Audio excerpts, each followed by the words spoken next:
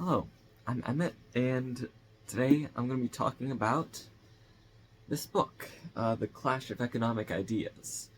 I just read chapter 1, and so these are some of my thoughts on chapter 1, otherwise known as The Turn Away from Laissez-Faire, referring to laissez-faire economic policy.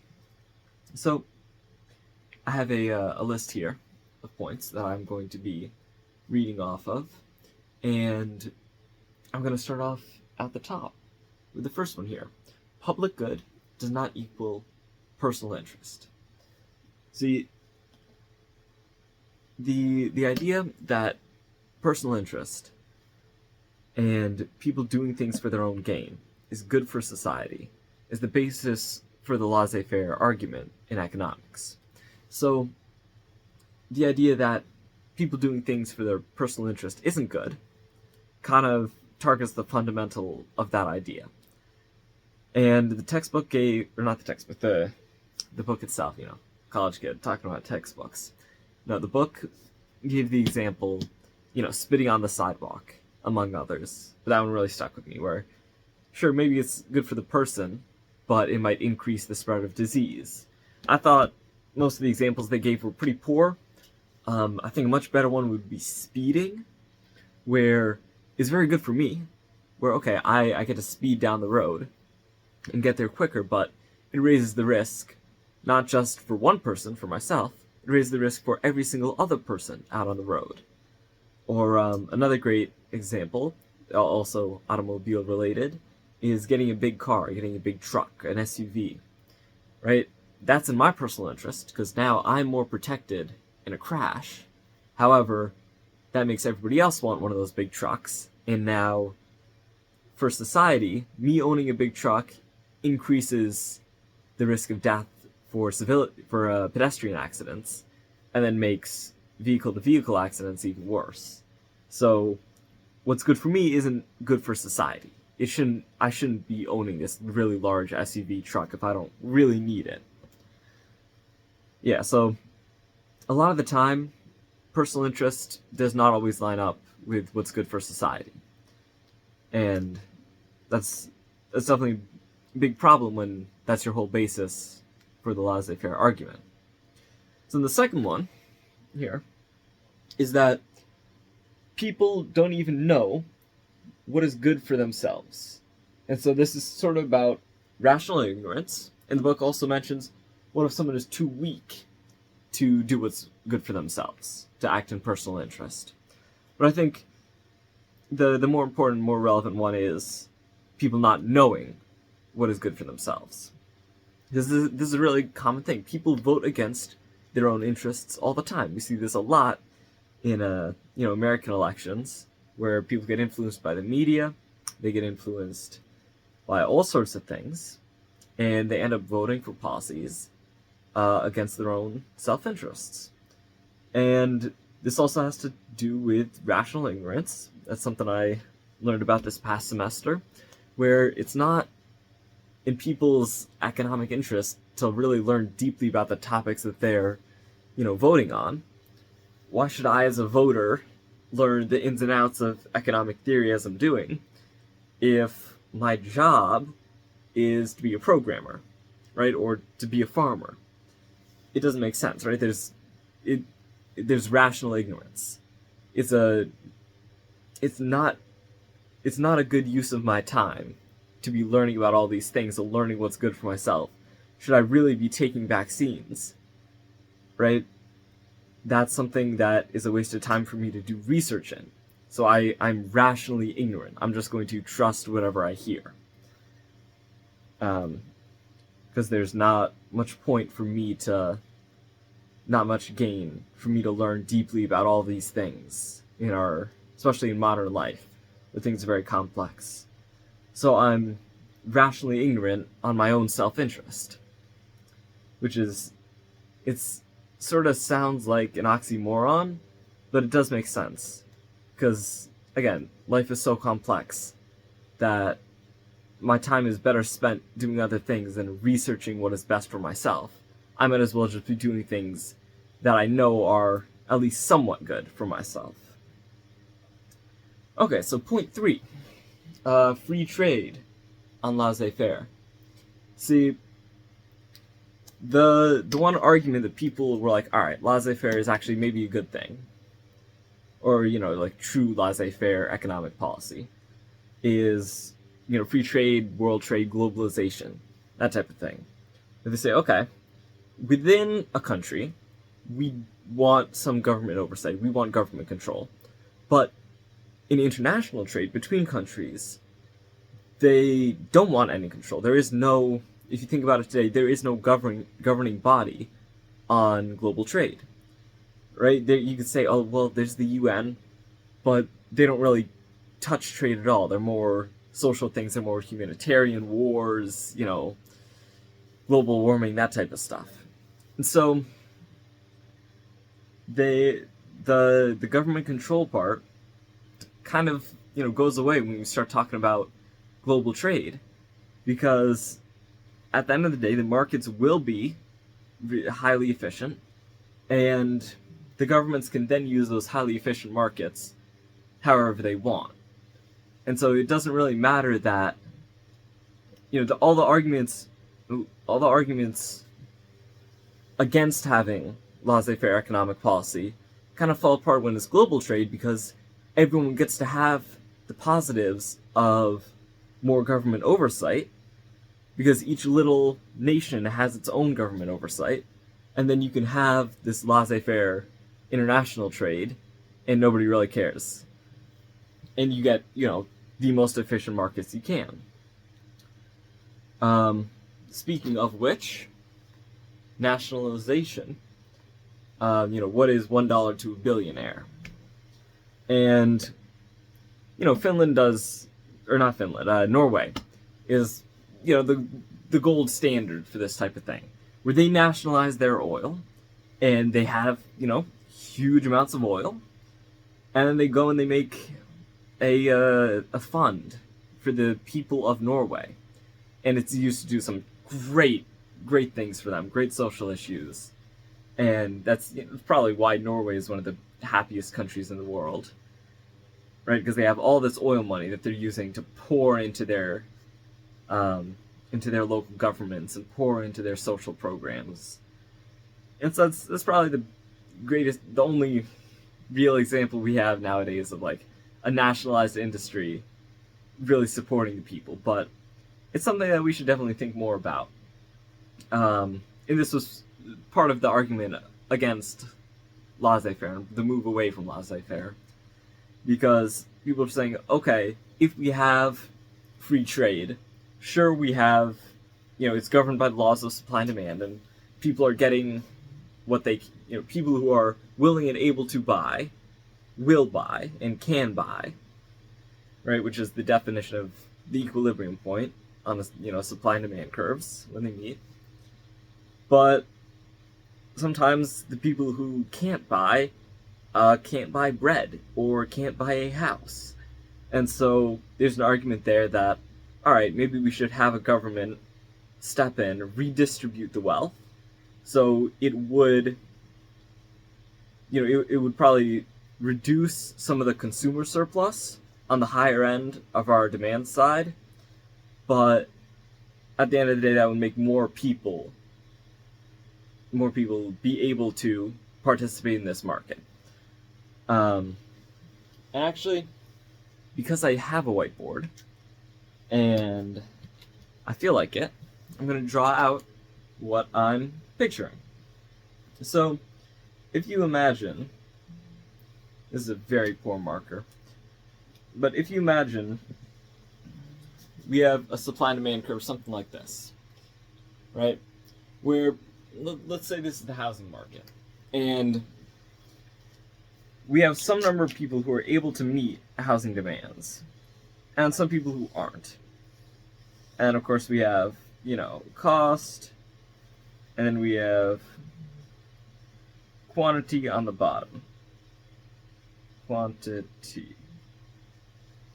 Well, in our little supply and demand curve we've made, right here is where the market is at if we have a completely free market. But you'll notice a lot of people here do not have housing. And we would say, all right, that's probably pretty bad for society, right? Most of the citizens want to be housed, and because, citizens are making up the government, let's assume it's democracy, they're going to try and change this situation. Because there are people out here, these are the billionaires, where they're getting housing that is relatively cheap to what they are willing to pay. So, if we, this is our equilibrium price, you can see here that all of this area is consumer surplus. And a lot of it goes toward the more wealthy individuals. So what you might see, what I think we should have, is maybe something a little more like this, where the supply curve is exactly the same. And I'll try my best to try it about the same. We more of something like this, where the government maybe taxes these people heavily on their housing, and that sort of brings down the amount that they're willing to pay. So this is why it's sort of lower. But we're able to have more people get housing. So if you imagine this is our old point, it then shifted outward in quantity. So the price is the exact same, but because we've done a redistribution of wealth through more government control over the market, well, now we're now housing more people than we have before.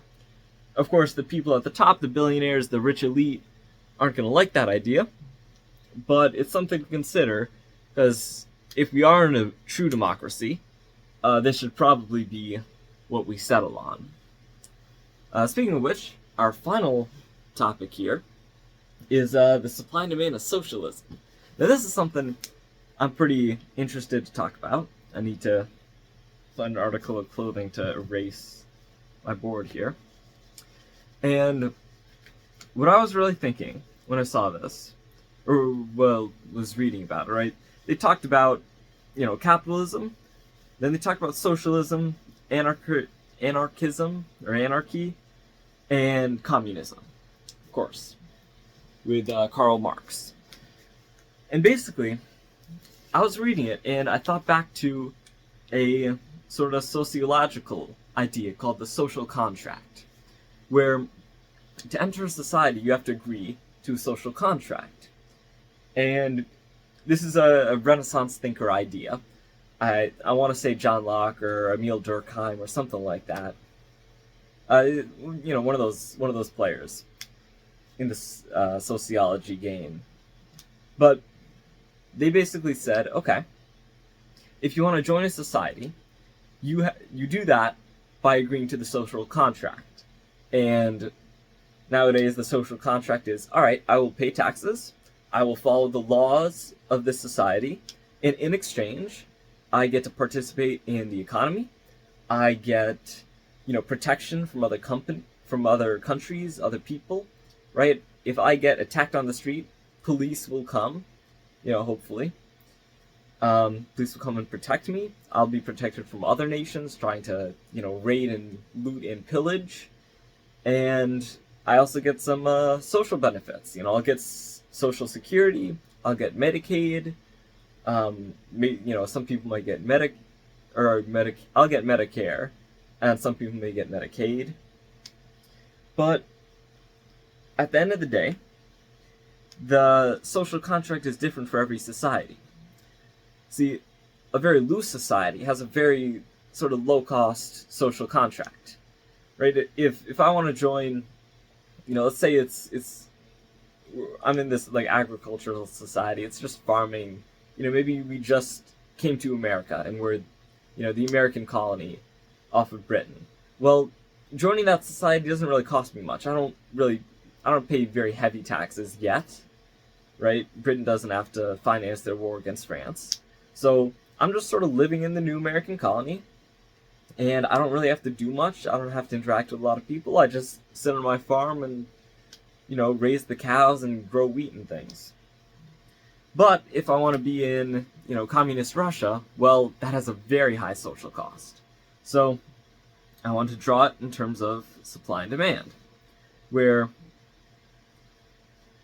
what we have is supply and demand. Actually, I have colors for this. which I think will be nice, where we're going to draw supply and demand of government control. And it's going to be really, really interesting because we're talking about the social contract. So you might be thinking, what in the world is the price? What is the dollar sign right there? And that's the cost for joining this society or being part of this society. And on the bottom is government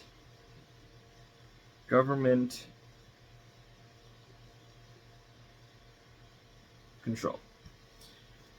So we have something like this, where so we have this.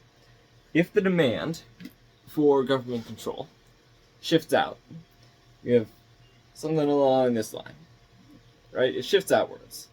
So this is the idea, okay, maybe people are discovering socialism. Maybe Marxist ideas have finally come over to America, and we're starting to have things like labor unions, right? We're unionizing, we're protecting the workers. So we have an increase in government control.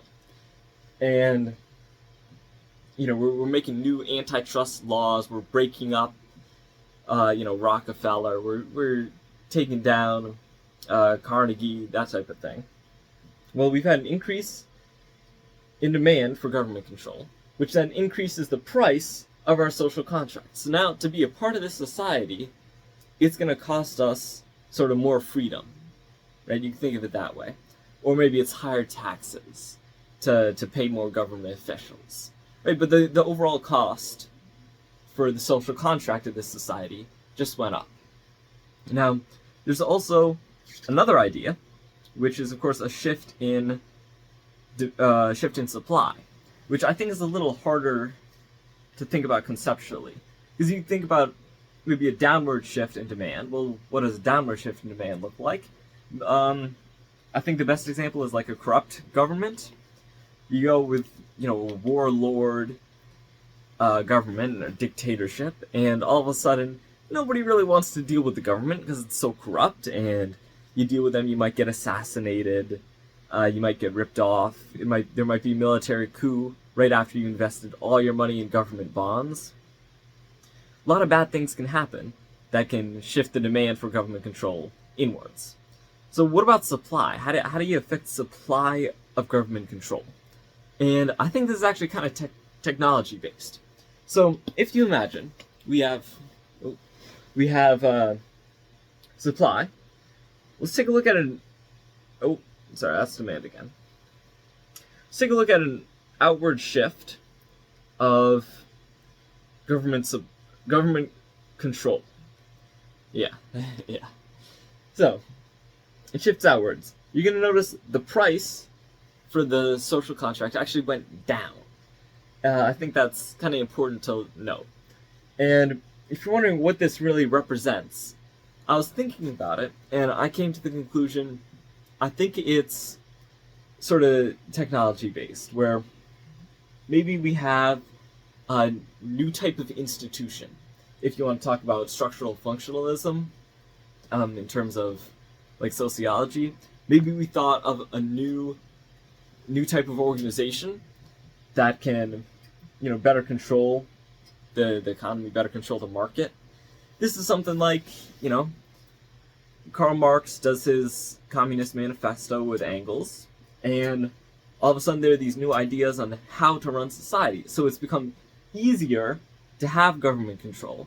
So the supply of government control has shifted outwards. And I don't really know if you can have an inward shift of government control. Maybe you could say like the destruction of infrastructure, right? Where this outward shift in government control could also be, say, new traffic cameras, right? I've seen those pop up. You can ask me about my feeling on the flock cameras.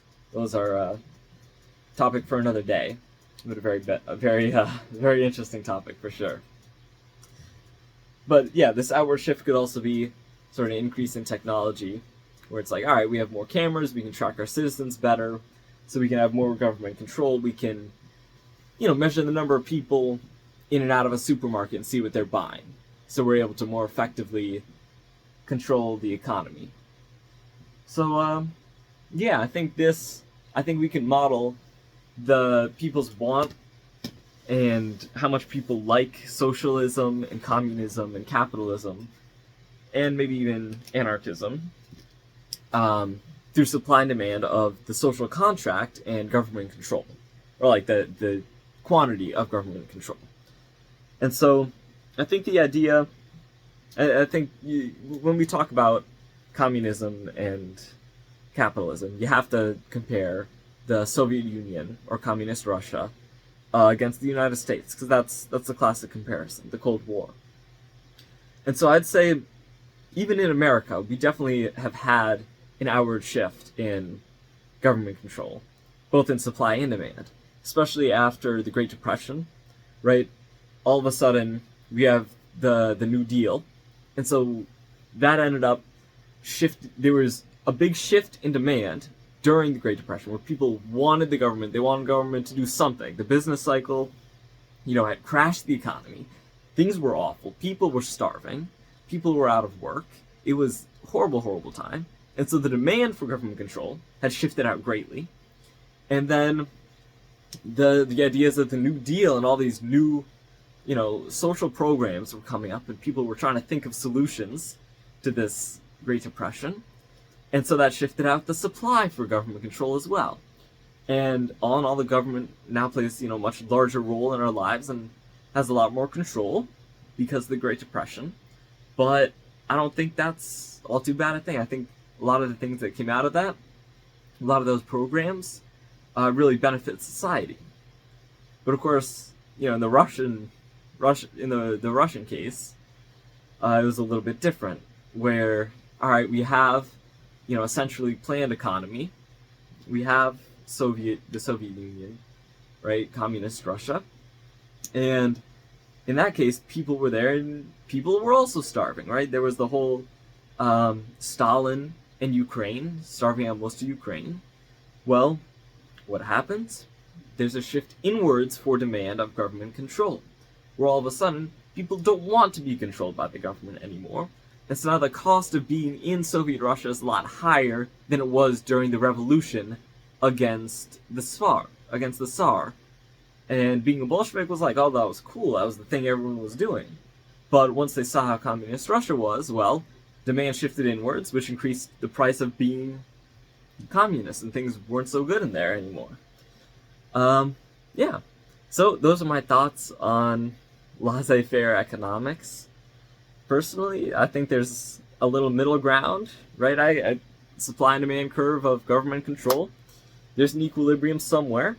Where it is, well, who knows, right? You can only measure the equilibrium point of a market. You don't know the actual curves. Or maybe there's a way to figure that out, and it's because I only took, one macroeconomics or principles of macroeconomics, some 1000 level course, so I don't know it yet. But yeah, so those are my thoughts on Chapter 1 of The Clash of Economic Ideas by Lawrence White.